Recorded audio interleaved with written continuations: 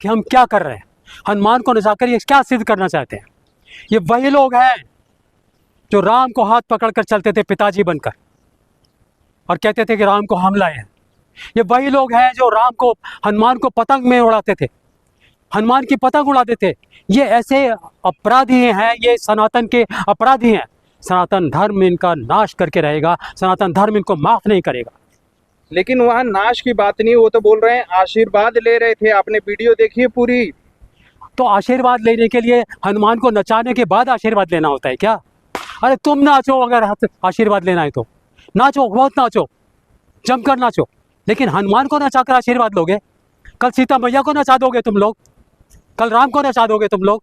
ये कैसे लोग हैं? ये सनातन कैसा है? मैं कहना चाहता हूँ, ये सनातन को इन्होंने इतना बदनाम कर दिया है। ये सनातन है, सनामन है। ये सनातनी लोग वो शुद्ध सनातनी लोग नहीं है जिसके प्रति कहा जाता है कि सनातन धर्म है। ये अधर्मी लोग हैं।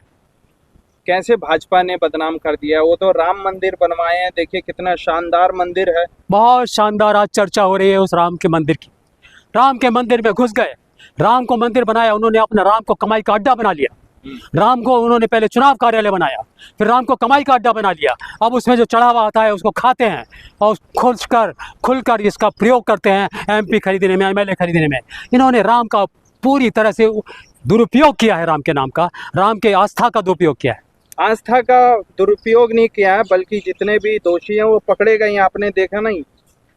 दोषी है वो कैसे मालूम है? वो दोषी तो जो बाहर हैं, जो दोषी जिनको मैं समझ रहा हूँ, जिन्होंने दोष किया है, जिन्होंने दोष करवाया है, दोषी तो पकड़ लिया आपने। जिन्होंने दोष करवाया उन्हें पकड़, एक मिनट, नाम आया उनका सर, जिनको दोष किया पकड़ लिया आपने, मान लिया कि उनके जेब से पैसा पकड़ा गया। लेकिन जिन्होंने दोष करवाया, जिन्होंने इस दोष में उनको भागी बनाया, जिन्होंने उनको उकसाया दोष करने के लिए, जिन्होंने उनको सहायता दी और जिनके संरक्षण में वो दोष कर रहे थे, आप उनको क्यों नहीं पकड़ रहे? तो टिन्नू यादव को पकड़ा था उन्होंने। टिल्लू यादव तो दोषी है ना, मैं कह रहा हूँ उसको पकड़िए जिसने दोष करवाया था टिल्लू यादव से। टिल्लू यादव तो उसका ड्राइवर था, गाड़ी जिसकी थी, जो मालिक था गाड़ी का, उसको पकड़िए ना। कौन करवाया? कौन? चंपत राय और उसकी टीम, और उस टीम को बनाने वाले, और उस टीम को आप बोल रहे हैं चोर है वो। और उस टीम को, उस खाली चंपत राय को नहीं बोल रहा हूं मैं, उस ट्रस्ट को बनाने वाले प्रधानमंत्री जिन्होंने चुन चुन कर इन लोगों को रखा था। मैं देख रहा हूं, अध्ययन कर रहा हूं इस बात का कि प्रधानमंत्री हर उस आदमी को उठाकर अपनी टीम में लाते हैं जो अपराधी प्रवृत्ति का होता है। आशीर्वाद है भाजपा पे, भगवानों का आशीर्वाद है। भाजपा पे अपराधी का आशीर्वाद है। भाजपा अपराध कराने में संलग्न है। भाजपा उन लोगों को चुन चुन कर लाती है जो कलाकार होते हैं अपराध करने में, जो माहिर होते हैं षड्यंत्र रचाने में, जो माहिर होते हैं किसी दोष को छुपाने में। भाजपा की टीम में वो लोग शामिल होते हैं। और अब ये बता रहा हूँ, जितने भी ये कलाकार यहाँ पर आए हैं, जिन लोगों ने यहाँ पर मंदिर में चोरी की है और जिसमें चोरी करवाने वाले लोग, ये सब बड़े कलाकार अपराधी हैं। और शीघ्र ही ये लोगों को मंत्रिमंडलों में सम्मिलित किया जाएगा, इनको बड़ी बड़ी पोस्ट दी जाएंगी, इनको भाजपा का सबसे विश्वस्त सलाहकार माना जाएगा। जैसा कि आप देखते रहे हैं कि भाजपा हर अपराधी को, बड़े से बड़े अपराधी को सम्मान के साथ अपनी टीम में लेती है। जिनको पकड़ा गया है ना, थोड़े दिन बाद इनको माला पहना कर ये लाएंगे, इनका सम्मान करेंगे। योगी जी के राज है, इसलिए 8 आरोपी पकड़ा गया। अगर योगी जी का आरोप नहीं हो, योगी जी का नहीं होता ये, तो 8 नहीं, वो भी पकड़े जाते। बाकी के बचे हुए 16 लोग, बाकी बचे हुए किया ही नहीं है, वो लोग आरोपी है ही नहीं। एसआईटी ने साबित किया है। चोर चल रही है अभी भी। चोर केवल वही नहीं होता है जो हाथ में पैसा उठा कर ले जाता है, जो जेब कतरा होता है वही चोरी नहीं होता है। हाँ। जो जेब कतरे को ट्रेनिंग देता है वो भी चोरी होता है, जो जेब कतरे का सहयोग करता है वो भी चोरी होता है। और इसमें पूरी टीम, जो ट्रस्ट की टीम थी, उसके संरक्षण में उन्होंने कैमरे ऑफ करवा दिए वहां पर। कौन? योगी जी ने कैमरे? योगी जी ने कैमरे ऑफ करवाए थे। बोला था चंपत राय को कि जाओ वहां के कैमरे ऑफ करो, पैसा आ रहा है, जमकर पैसा आ रहा है। नहीं तो उसने, चंपत राय ने बोला कि कैमरे, ये जहां देखा ये आया है आपकी खबर में कि वहां पर कैमरे बंद कर दिए गए थे, पुलिस की जांच में पता लगा है। हाँ। और जो कैमरे बंद कर दिए गए थे, तो क्या वो कैमरे वहां के सफाई मजदूर ने कैमरे बंद किए थे? किसने कैमरे बंद किए थे? क्यों नहीं इस बात का खुलासा हो रहा है? और खुलासा हो या ना हो, लेकिन जनता का मानना यह है, हमारा मानना यह है कि कैमरे किसी बड़े व्यक्ति के आदेश पर ऑफ किए गए थे, वरना इतने कैमरे जिसने लगाए थे वो उन कैमरे को ऑफ होने देगा। और 8 महीने से वो सब डिलीट भी कर, ना केवल कैमरे ऑफ हुए हैं, ना केवल उनकी बत्ती गुल की गई है, उनके कैमरे का रिकॉर्ड भी डिलीट कर दिया गया है। ये सब काम बड़े आदमी के प्रश्न के नहीं हो सकता। चोरी करवाया है योगी जी ने? पैसा चोरी नहीं करवाया, पैसे का उपयोग किया है। केवल चोरी नहीं करवाया, पैसे का उपयोग किया है उन्होंने। और ये उपयोग ना केवल योगी जी ने किया है, योगी जी के संरक्षण, जिनके संरक्षण में योगी की आदमी याद करिए जो योगी के कंधे पर हाथ रखकर चल रहा था। फोटो छिपे हैं भी कल परसों भी और पहले भी। ये तो मास्टर स्ट्रोक था ना, 2000 का जो नोट बंद कर रहे हैं उसके वजह से चोरी कम हुई। अगर 2000 का नोट बंद ना किया होता तो चोरी और ज्यादा हो जाती, आपका कहना मतलब यह है। और 2000 का नोट का क्या इसका क्या लेना देना? ज्यादा होता तब चोरी, यानी गड्डियां ज्यादा बनती। यार सोने के ईंटें उठा कर ले गए, आप 2000 के नोट की बात कर रहे हो? 2000 सोने की ईंटें उठा कर ले गए, जेवर हीरे जवाहरात उठा कर ले गए, तो इसमें 2000 के नोट क्या? उनको जिनको खुलेआम है तो उनको गाड़ियां भर कर ले जाएंगे, 2000 नोट के नहीं तो 500 के लिए आप एक एक के नोट छाप दीजिए। याद है वो एक जो महाराज पतंजलि बोलते थे कि नोट बंद कर दीजिए, सिक्के छापिए, कोई उठाकर बोरों में ले नहीं जा पाएगा। भाई चोरी नहीं रुक सकती है जब तक कि नेता नहीं रुकेगा, जब तक कि उसका संरक्षण नहीं रुकेगा। और इस संरक्षण देने में वो शामिल है जिसने इस ट्रस्ट का वहाँ पर बनाया। नाम याद करिए किसने ट्रस्ट बनाया, मैं भी नाम लूँ क्या? आपको तो याद हो गई, आप पत्रकार हैं, कि किसने ट्रस्ट बनाया था। वो शामिल है इस चोरी में।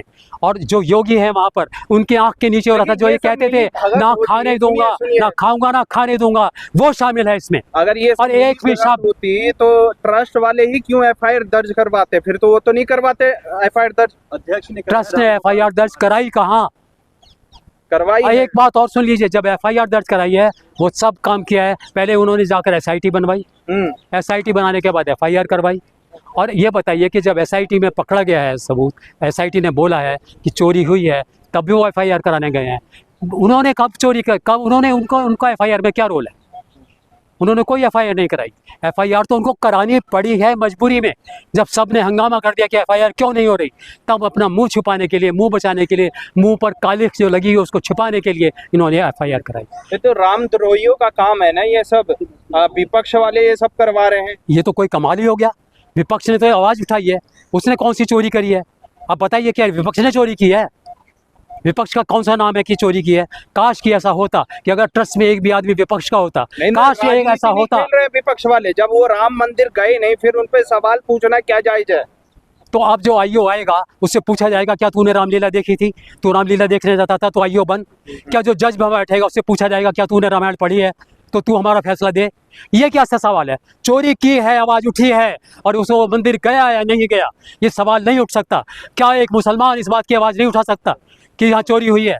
तो वो लोग तो हिंदू हैं, क्यों उठाएगा आवाज? क्यों नहीं उठाएगा? मुसलमान को भी हक है उठाने का। बिल्कुल नहीं है। जब राम मंदिर वो जाते ही मुसलमान को राम मंदिर नहीं जाते हैं, लेकिन अगर उसके होते हुए कहीं चोरी दिखाई देगी उसको, तो उसका पूरा हक है बोलने का।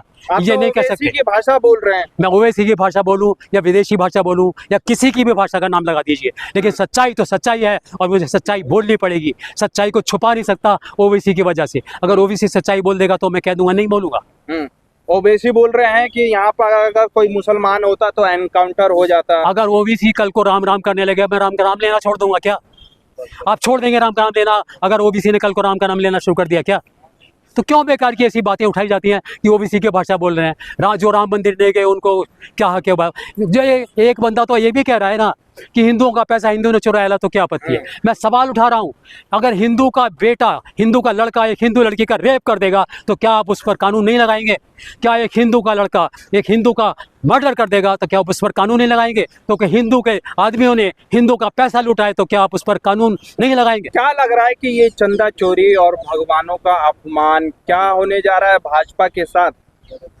भाजपा तो मस्त है। भाजपा ने अपने दूसरे रास्ते तलाश कर लिए हैं, वोट बटोरने के, चुनाव जीतने के। अगर चुनाव जीत ना पाएँ तो बाकी जो बचे हुए एमपी एमएलए होते हैं दूसरी पार्टियों के, उन्हें खरीदने के। उन्होंने सब तरीके के जुगाड़ आपके सामने, यंत्र षड्यंत्र तंत्र मंत्र सब कुछ कर लिया है। तो ये तो सोच लीजिए कि ज़रूरी नहीं है कि आप अगर उन्होंने चोरी कर ली है तो वहाँ पर वोट नहीं मिलेंगे उनको, तो ये हार जाएंगे। अगर आप अयोध्या में देखा था ना, खुद अयोध्या में हारे थे ये ना, जितने भी तीर्थ स्थान थे वहाँ हर जगह हारे थे ना। तो ये तीर्थ स्थानों का भरोसा नहीं है इनके ऊपर।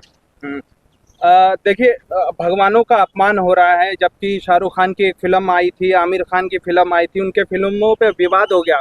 बोल रहे थे भगवानों का अपमान कर रहे थे ये लोग, भगवा बिकनी का अपमान हो रहा है। भगवा बिकनी का अपमान कर रहे थे। और आप कहाँ ये लोग? ये लोग जो मैंने जैसे बोला, सनातन नहीं सनामन है इनका। इनका मन सन चुका है।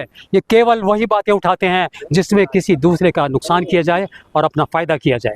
इनका सारा यंत्र तंत्र षड्यंत्र यही होता है कि किसी भी तरह से अपना नाम बनाते रहो।